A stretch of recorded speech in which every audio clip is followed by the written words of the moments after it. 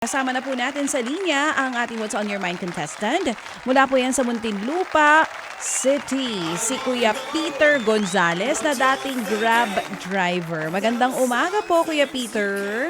Good morning po, Ma'am DJ Tata. Good morning. Kay Sir Ted, good morning din. Good morning po sa inyo, Sir Peter. Ilang Opo. taon po tayo, sir? 68 na po, ma'am. At yung asawa niyo po ay ang trabaho gumagawa ng salad? Opo, sa isang restaurant din sa Ibiya Mall. Oo. Ang kwento daw po dito, sir, dati kayong Grab driver bago po kayo nabulag. Opo. So, ngayon po, diyan kayo sa bahay. Sino pong nagbabantay sa inyo, sir? Ako lang din, iniiwan ako ng misis ko. Pero ngayon po, nung Friday kasi pumunta ako dito sa anak ko sa may Batangas. So, dito ako natawagan. Dito ko inabot. Nandyan po kayo sa Batangas ngayon. Sa iba, opo, sa Ibaan. Oo. Ibaan, Batangas. Yung isang anak nyo po, diyan na nakatira. Opo, yung panganay ko po. Kasi dalawa po sila. Ilang taon po itong mga anak ninyo, sir? Ang panganay ko po ay 45 years old. Ang isa kong anak ay 18. So nag-aaral pa po yun, yung Opo, bunso. magpe-first year college ngayong pasukan. Ito po bang panganay nyo na 45, babae po o lalaki? Nakapagtapos po ng pag-aaral, tatay? Hindi po eh. 45 years old na siya. Ano po siya, musician. Musician? Opo. Oo. May, So may banda po siya. hanggang ngayon po tumutugtog? Opo, may regular gig siya sa may sa hotel din sa may Ortigas. Opo. At ilan po ang apo nyo? Richmond Hotel. Ilan po ang apo nyo sa kanya, sir? 3 po. Oo. Yung mga bata, nandyan po ngayon, kayo din po ang tumitingin kasama yung nanay. Hindi po kasi dumalo lang po ako dito eh. Dumalo lang po ako dito sa kanila. Uuwi din ako sa Friday. Oo. Kumbaga, Opo. chinek nyo lang po itong mga apo ninyo kung kamusta sila. Opo. Oo. So ngayon po, ang nandun sa bahay ninyo sa Muntinlupa, ito pong misis Anak ninyo ko. tsaka yung 18 anyos na anak ninyo. Opo. Magkokolehiyo na po, kuya. Opo, ngayong pasukan po. Ano pong kurso ang kinukuha ng bata? IT po siya eh. IT. Magpa-first year college pa lang po sa pasukan. Opo. Oo. Honor student nga siya nang magtapos sa grade 12. Oo. So ang nagpapaaral po ngayon sa bata ay yung pong kinikita ni nanay galing po dun sa paggawa ng salad sa restaurant. Opo, ma'am. Ito pong anak ninyo na 45 years old, nakakatulong na rin naman po sa inyo.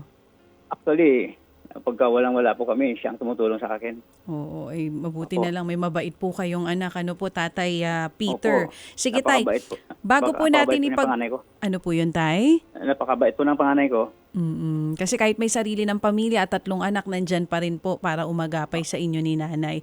Ano pong Opo. pangalan ni nanay at ilang taon po siya? Ang misis ko po ay Madeline Gonzales. Madeline Siya po, Gonzales. Siya po ay 44 years old. Pangalawang asawa ko na po siya eh. Okay po. Sige po. Tatay, bago natin tuloy itong usapan natin, ano po muna yung Bible verse na binigay po sa atin ni Pastor Jeff last Friday? Ang Bible verse. So, titignan ko po. Sige lang po, Tatay Peter. Ayan, mukhang may notebook si Tatay. Baka po. doon sinusulat. Sige po. Kasi po, malabo mata ko. Halos nakadikit na ako sa naka-zoom na. Opo. Sa aking paghiga, nakakatulog ng mahimbing pagkat ikaw, Yahweh, ang nag-iingat sa akin. Opo. Awit 4:8. Sa aking paghiga, nakakatulog ng mahimbing pagkat ikaw, Yahweh, ang nag-iingat sa akin. Kayo po ba, Tatay, Opo. ay matagal na po na nakikinig o nanonood dito sa programa namin? Opo, siguro mga 21 ba? 2021 po. Opo. Oo. Paano niyo po na-discover itong Radyo 5? Kasi tuwing umaga, talagang pagising ko, nag-aabang na ako ng balita mula paminsan kay Mon Gualvez. So, hanggang sa pagbalita ninyo, yan ang inabangan ko. Yun ang Hanggang alas yung mga 10. balita po. Ano po? Opo. Oo. Balita lang naman pinapanood ko, saka sports. Oo. Tatay Peter, kanina nabanggit niyo po medyo malabo yung mata niyo pero nakakaaninag pa naman po ng kaunti. Opo, nakakabasa po ako.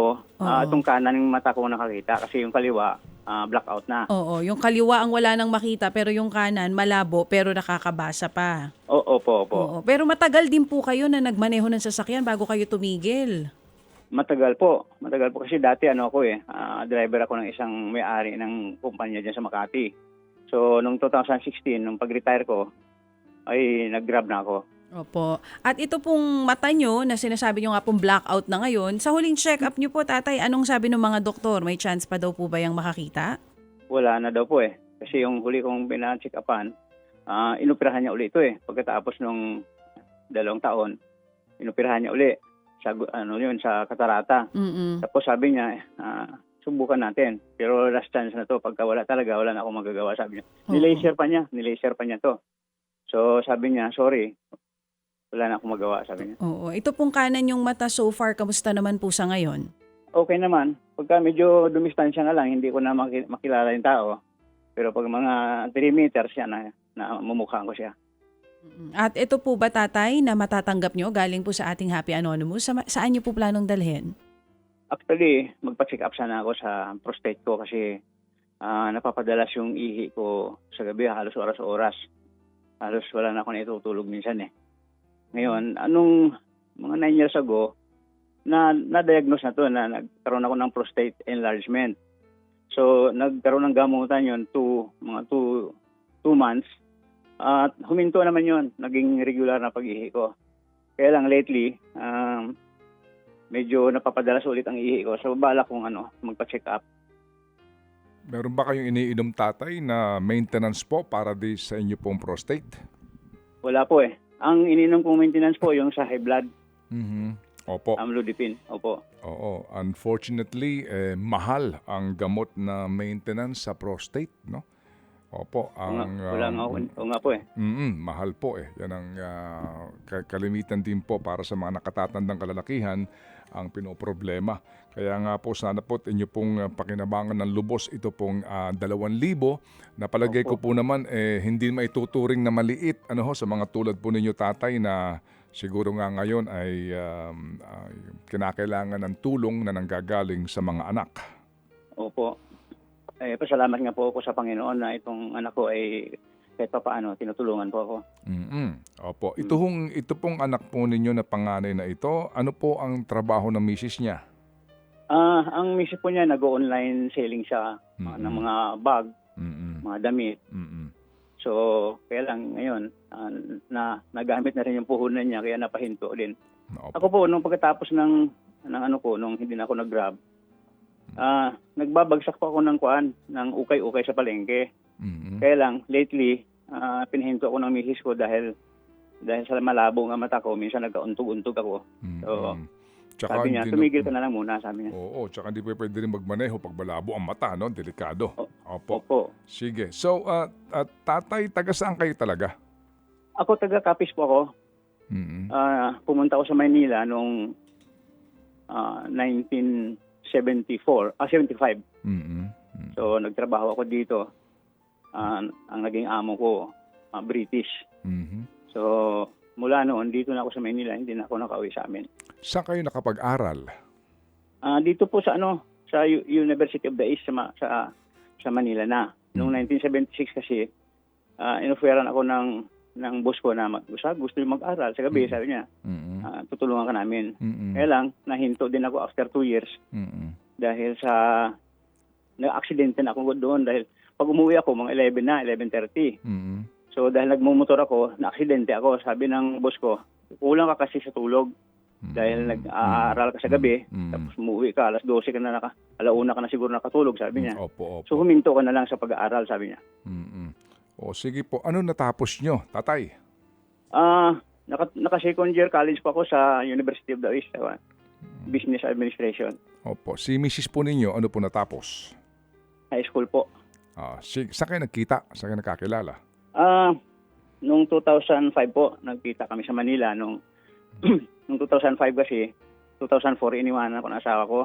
Nagpunta ng Amerika. So nagkita kami sa Manila. So that time, wala naman akong balak mag-asawa na ulit eh. Kaya lang, nung malaman ko na may problema din siya sa buhay, so kinupo ko na siya. So kumbaga, ito pong inyong kinakasama ngayon, second chance po nito ninyo? Opo. Opo, kasal ba po kami. Kasal po kami. Yung bang una, kasal din kayo? Opo. Ngayon, umuwi kasi sa nung mga bandang 2006 yata, pinaanal yung kasal namin. Opo, Opo. opo. So naanal naman po ito kaya Opo, ito pong kaya inyong nakapapas- itong inyong pangalawang kasal legit, no? Opo. Opo. Sige, so ito pong kumbaga ang mother po nitong inyong panganay ay itong 45 ay yung pong una na inyong kinasama. Opo, sir. Opo, ito pong pangalawa na 18, ito po yung inyong anak ni Mrs. ngayon. Opo, sir. Opo, o sige. Talagang meron po namang second chance. Yes, second Ayan. chance at Oo nga po love. Okay. Sige, so Peter, kami nagagalak na ikay makilala at naunawaan ko ang iyong sinasabi na problema yan ay common sa mga nakatatandang kalalakihan at sana nga makatulong sa iyo itong 2,000 piso. Saan mo ba balak mapacheck ka, Peter?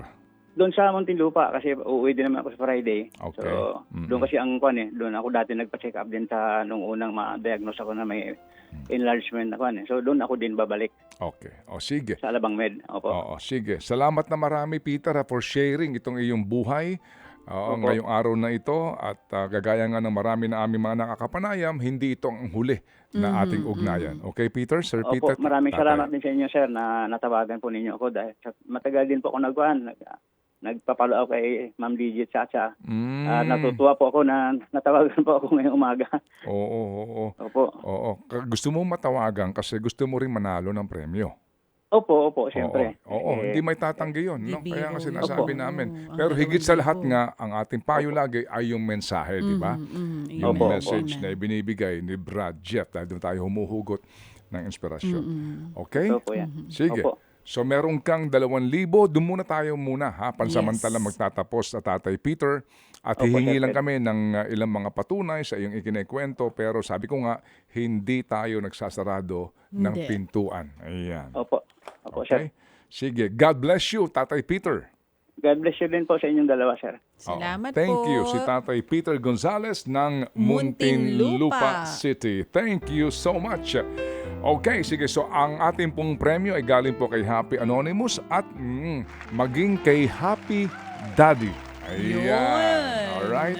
Si Happy Daddy ay Thank nagbigay you po ng po. tulong para po dito kay Peter Gonzales. Ted Filon at DJ Chacha. Ngayon, nasa Radyo 5, 92.3 News FM. Monday to Friday, 6 to 10 a.m.